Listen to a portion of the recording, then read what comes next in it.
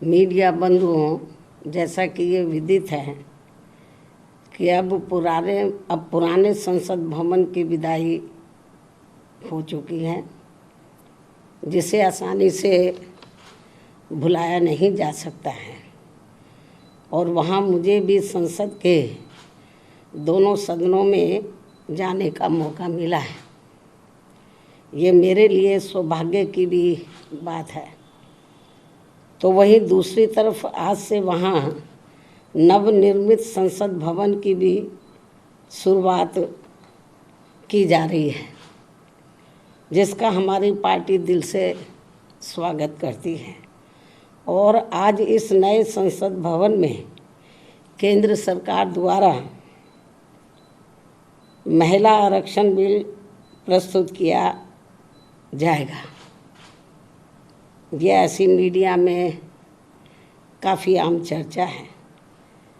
जिसके पक्ष में बीएसपी सहित अधिकांश पार्टियां भी अपना मत देंगी, ऐसी भी पूरी संभावना है। अन्य पार्टियों के बारे में भी ऐसी स्थिति में हमारी पार्टी को पूरी उम्मीद है कि चर्चा के बाद इस बार ये महिला आरक्षण बिल जरूर पास हो जाएगा, जो ये अभी तक लंबे अरसे से लटका हुआ था। और इस संदर्भ में मैंने अपनी पार्टी की ओर से एक बार नहीं बल्कि अनेकों बार संसद में ये कहा था कि हमारी पार्टी तो ये चाहती है कि देश की महिलाओं को लोकसभा व राज्य की विधानसभाओं में आरक्षण 33% देने की बजाय यदि उनके आबादी को भी ध्यान में रखकर 50% आरक्षण दिया जाता है तो इसका भी हमारी पार्टी पूरे तय दिल से स्वागत करेगी। सरकार इसके बारे में भी जरूर सोच विचार करे। लेकिन इसके साथ साथ ये भी कहा था कि महिलाओं को जो भी आरक्षण दिया जाता है तो उसमें से एससी, एसटी व ओबीसी वर्गों की महिलाओं का आरक्षण का कोटा अलग से सुनिश्चित किया जाना चाहिए। अर्थात इन्हें यानी कि एससी व एसटी को अब तक मिल रहे कोटे में शामिल ना किया जाए, क्योंकि बात ये चल रही है कि जो पहले से एससी, एसटी को आरक्षण मिला हुआ है लोकसभा व विधानसभा में, जो भी इनको आरक्षण है तो उसमें से इनको कोटा दिया जाए। तो इसके पक्षधर नहीं है हमारी पार्टी की। महिलाओं को उसके एससी, एसटी को जो रिजर्वेशन मिल रहा है लोकसभा और राज्य विधानसभाओं में, उसमें से इनको दिया जाए, ये ठीक नहीं है।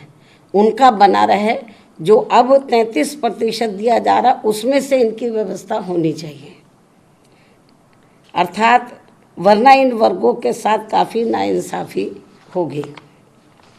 और यदि ऐसा नहीं किया जाता है तो फिर इन सभी वर्गों की पिछड़ी महिलाओं को यहाँ सामान्य सीटों पर जल्दी से मौका नहीं मिल पाएगा, क्योंकि यहाँ जातिवादी पार्टियाँ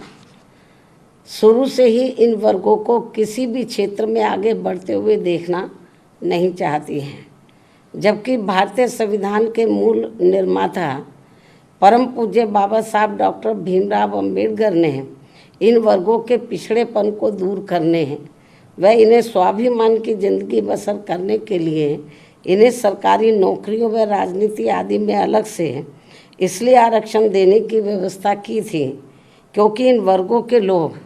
यहाँ सदियों से जातिवादी व्यवस्था के तहत शैक्षणिक, आर्थिक व सामाजिक क्षेत्र में काफ़ी ज़्यादा पिछड़े हुए थे, जो अभी भी पिछड़े हुए हैं। ऐसी स्थिति में हमारी पार्टी ये चाहती है कि इन वर्गों की महिलाओं को आज पेश किए जाने वाले महिला आरक्षण बिल में इनके लिए अलग से आरक्षण की व्यवस्था जरूर की जानी चाहिए। और यदि ऐसा नहीं किया जाता है और ये बिल वर्तमान स्थिति में ऐसे ही पास कर दिया जाता है तो फिर हमारी पार्टी ये मानकर चलेगी कि इस मामले में भी बीजेपी व कांग्रेस पार्टी एंड कंपनी के लोगों की जातिवादी मानसिकता अभी तक भी नहीं बदली है और ये पार्टियां इन वर्गों को अभी भी पिछड़े हुए बनाए रखना चाहती हैं। इसके साथ ही ये भी सर्वविदित है कि इस बिल में इनकी सीटें निर्धारित करने को लेकर जो भी मापदंड तय किए जाएंगे तथा सीटें आदि जो भी बढ़ाई जाएंगी तो उसमें किसी भी प्रकार की राजनीति नहीं होनी चाहिए, अर्थात उसमें पूरी पारदर्शिता होनी चाहिए और ये बिल समय से भी लागू होना चाहिए।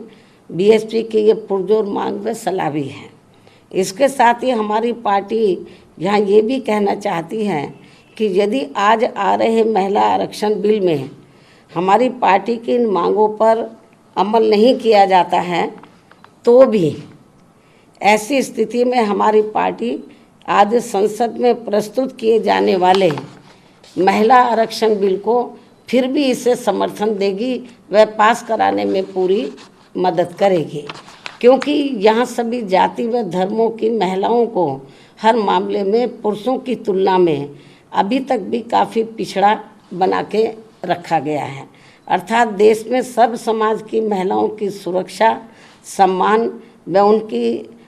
उनकी हालत में ज़रूरी सुधार लाने को लेकर बातें तो बहुत की जाती हैं, किंतु उन पर पूरी ईमानदारी व साफ नीयत से अमल करने की बजाय